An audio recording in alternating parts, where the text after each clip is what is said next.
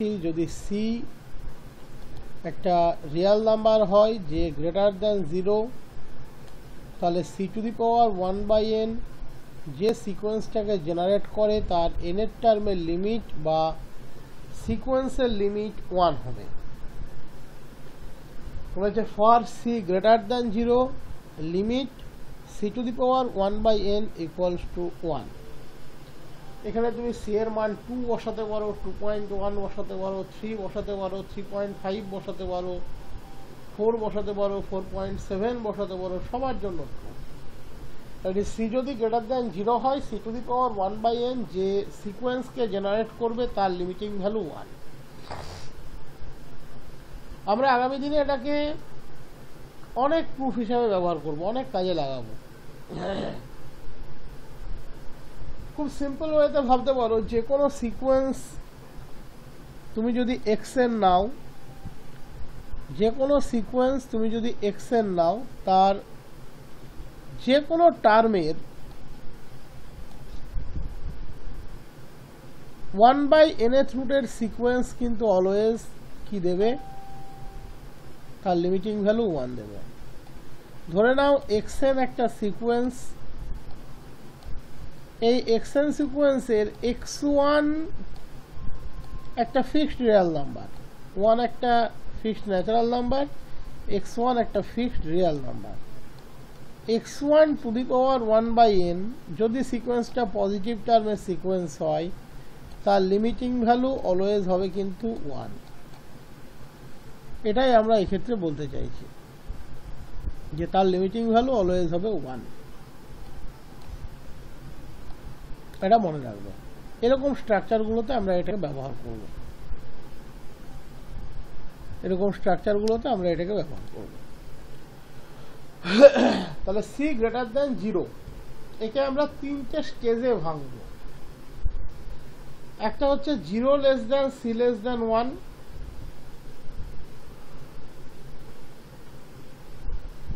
C এর মান properly greater than 0 and properly less than 1, এটা একটা slab.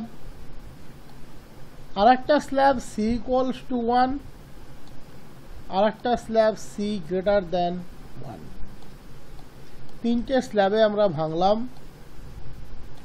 0 less than C less than 1, C equals to 1, C greater than 1। যদি C equals to 1 হয়, যখন C equals to 1 C to the power 1/n সিকোয়েন্সটা একটা constant sequence হয়ে যাবে 1। যখন C এর মান 1,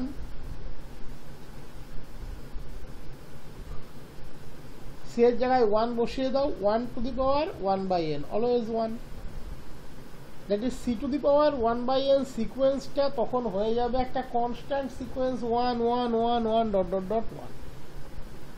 আমরা আগেই বলেছি যে কোনো কনস্ট্যান্ট সিকোয়েন্স তার গ্যাদারিং পয়েন্টে কনভার্স করে। তার মানে যেহেতু এটা একটা কনস্ট্যান্ট সিকোয়েন্স সে তার গ্যাদারিং পয়েন্ট 1-এ অলওয়েজ কনভার্স করবে। তার মানে সি ইকুয়ালস টু 1 হলে এক্ষেত্রে আমাদের প্রমাণ করার আর কিছু নেই।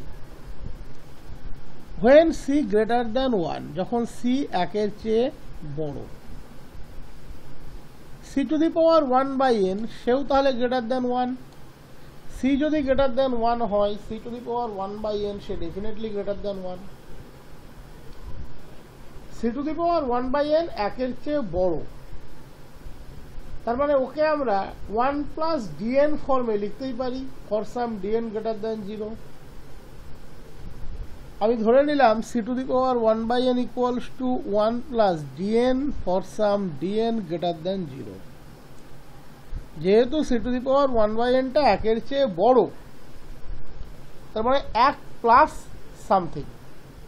C to the power 1/n কে আমি লিখে নিলাম 1 plus dn। C to the power 1/n greater than 1, সে 1 এর চেয়ে বড়, তার মানে 1 প্লাস সামথিং হবে। 1 এর চেয়ে বড় তার মানে কি 1 প্লাস সামথিং। আমি ওকে লিখে নিলাম 1 plus dn। where dn is greater than 0, যেখানে dn টা greater than 0। ওকে, আমি লিখে নিলাম dn টা greater than 0। তাহলে c to the power 1/n 1 plus dn, তাহলে c কত? 1 plus dn two the power n, 1 plus dn two the power n। 1 plus dn two the power n কে আমরা binomial ফ্যাক্টরে ভেঙে দিই, তাহলে কি পাবো? 1 plus ndn plus dot dot dot dot dot infinitely many term, না sorry, এখানে n এর পাওয়ার আছে n সংখ্যক টার্ম, ইনফাইনাইটলি মেনি টার্ম নয়, হ্যাঁ এটা আমি একটু ভুল বলে দিলাম, n এর টার্ম আছে, n সংখ্যক টার্ম আমরা পেয়ে যাব। বাকি n-2 সংখ্যক টার্ম যেহেতু প্রত্যেকেই পজিটিভ, তাহলে এই টোটাল n-2 সংখ্যক টার্ম অবশ্যই greater equals two 0, that is ndn এর পরের থেকে যে টার্মগুলো আছে, ndn এর পরের থেকে যে টার্মগুলো আছে সেই টার্মগুলোর সংখ্যা অবশ্যই গ্রেটার ইকুয়ালস টু 0, সরি তাদের যোগফল গ্রেটার ইকুয়ালস টু 0। ওকে, অবশ্যই গ্রেটার ইকুয়ালস টু 0। বাকি n-2 নয়, খেয়াল করে দেখো n এর পাওয়ার ভাঙছি, তাহলে n+1 সংখ্যক টার্ম পাবো, সেখান থেকে n-1 সংখ্যক টার্ম থাকবে,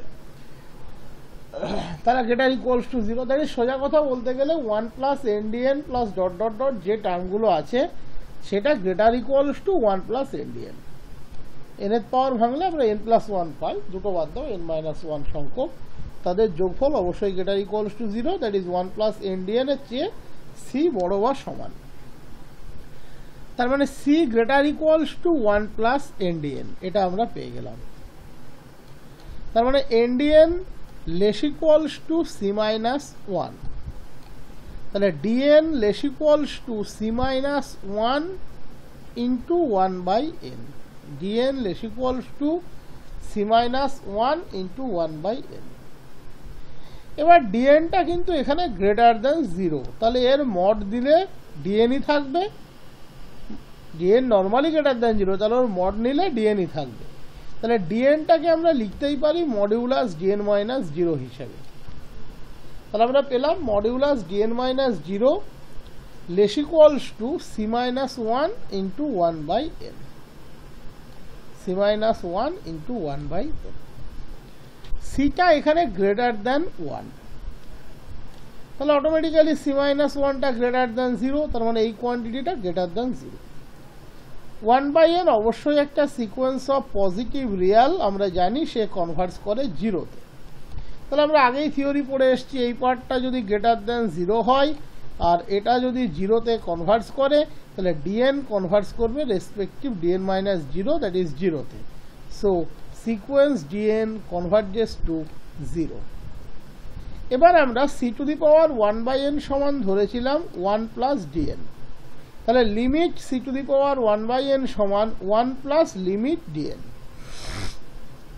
তাহলে limit c to the power 1/n সমান 1 plus limit dn, limit dn তো 0 কারণ dn কনভার্টস করে 0-তে, so limit c to the power 1/n সমান 1।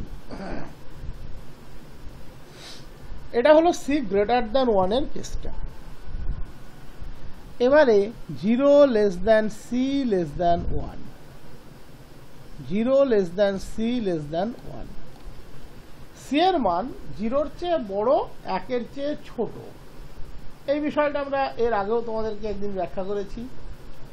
0-র চেয়ে বড় 1-এর চেয়ে ছোট, তার মানে c এর মানটা মোটামুটি half, 1/3, 1/4, 1/5, 1/6, 1/7, that is 1 plus 1/1 plus something, আমরা এটা বলতে পারি 1/1 প্লাস সামথিং, আমরা এটা বলতে পারি। ওকে, আমরা এটা বলতে পারি 1/1 প্লাস সামথিং, c এর মানটা গ্রেটার দ্যান 0 লেস দ্যান 1, মানে হাফ, 1/3 এরকম কিছু হবে, as well as c to the power 1/n ও তাই হবে, তাহলে তাকে আমরা 1/1 প্লাস সামথিং লিখতে পারি। দেখো হাফ যদি তুমি নাও, হাফের যদি 1/4 যদি নাও, 1/4 square root that is 1/4 to the power half কত পাবে? হাফ পাবে। দ্যাট ইজ ওটা যেহেতু লেস দ্যান 1 তার nth পাওয়ারটাও লেস দ্যান 1ই হবে এবং সেক্ষেত্রে তুমি তাকে 1/1 প্লাস hn ফর্মে লিখতে পারবে। 1/6 কে আমরা 1/1 প্লাস 5 লিখতে পারি। তাহলে আমি c to the power 1/n কে এইবারে স্ট্রাকচারটা নিয়ে নিলাম 1/1 plus hn for some hn greater than 0। c to the power 1/n equals two 1/1 plus hn for some hn greater than 0। তাহলে modulus c to the power 1/n minus 1 আমাকে দেখাতে হবে c to the power 1/n এর যে সিকোয়েন্সটাকে generate করে তার limiting value 1। তাহলে আমরা স্টার্ট করছি modulus c to the power 1/n minus 1 থেকে, that equals to modulus 1/1 plus hn minus 1, 1/1 plus hn minus 1, that is 1 plus hn minus 1, 1 1 কেটে দাও, তাহলে modulus minus hn by 1 plus hn, modulus minus hn, hn-টা তো greater than 0, তাহলে modulus minus hn-টাকে আমরা positive value রেসপেক্টে hn নিয়ে নেব, তাহলে এটা আসছে hn by 1 plus hn, x by 1 plus x always less than x আমরা এটা বলতে পারি, বা উল্টো দিক থেকে বলতে গেলে 1/1 প্লাস hn লেস দ্যান 1 এটা আমরা বলতে পারি। 1/1 plus x always less than x হয়, আমরা সেই স্ট্রাকচারটাকে এখানে ব্যবহার করছি। 1/x নয় 1 হয়, এটা অলওয়েজ লেস দ্যান 1 হয়। 1/1 plus x always less than 1 হয়, তাহলে hn বাই 1 প্লাস hn, মডটা দেওয়া আছে মানে মাইনাস hn-টাকে আমরা প্লাস hn করে নেব, তাহলে ওটা হয়ে যাবে hn বাই 1 প্লাস hn, অবশ্যই লেস দ্যান hn। ওকে, তাহলে c to the power 1/n equals to this, তাহলে c ইকুয়ালস টু কত? 1 plus hn two the power n, c equals to 1/1 plus hn two the power n। Okay, 1 plus hn two the power n, একে আমরা বাইনোমিয়ালে expand করি, 1 plus nhn plus dot dot dot dot dot terms থাকবে up to n plus 1 terms. ওই একই concept আমরা এর আগে দেখালাম, 1 plus nhn plus dot dot dot greater equals to 1 plus nhn, তাহলে 1 by that less equals to that, আর একবার এখান থেকে দেখিয়ে দিচ্ছি, এটা হুবহু ট্যালি করবে। 1 plus ndn plus dot dot dot dot greater equals to 1 plus ndn, তাহলে 1 by 1 plus ndn plus dot dot dot less equals to 1 by 1 plus ndn, less equals to করলে ইনইকুয়ালিটি সাইনটা রিভার্স হয়ে যাবে, 1 by 1 plus ndn plus dot dot dot less equals to 1 by 1 plus ndn, এখানেও ঠিক তাই, that less equals to 1 plus nhn, আবার 1 plus nhn greater than nhn, 1 plus nhn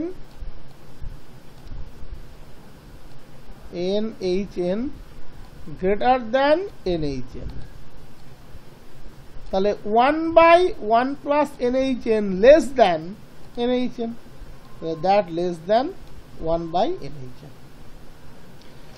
আমরা এবার c এর সাথে ডিরেক্ট কম্পারিজন করছি a, তাহলে hn less than 1 by c dot 1 by n, hn less than 1 by c dot 1 by n, hn-টা greater than 0, তাহলে hn এর মড রাখলে সেটা hn-ই থাকবে, তাহলে hn মানে আমরা মডিউলাস hn মাইনাস 0 লিখতেই পারি, কোনো অসুবিধা নেই, hn মানে আমরা মডিউলাস hn মাইনাস 0 লিখতেই পারি, কারণ hn-টা greater than 0, that less than 1 by c into 1 by hn। এবার c হচ্ছে গ্রেটার দ্যান 0, তাহলে 1 বাই c সেও গ্রেটার দ্যান 0। ওকে, তার মানে আমরা পেলাম c to the power 1/n minus 1 এর মড ভ্যালু আমরা অলরেডি দেখিয়েছি, দ্যাট লেস দ্যান hn, আর hn মানেই modulus hn minus 0 and that less than 1/c into 1/n, যেখানে 1/c greater than 0 আর 1/n একটা sequence of positive real converging to 0, তাহলে আমার থিওরি বলছে hn 0-তে কনভার্জ করবে, একই সাথে c to the power 1/n 1-এ কনভার্জ করবে।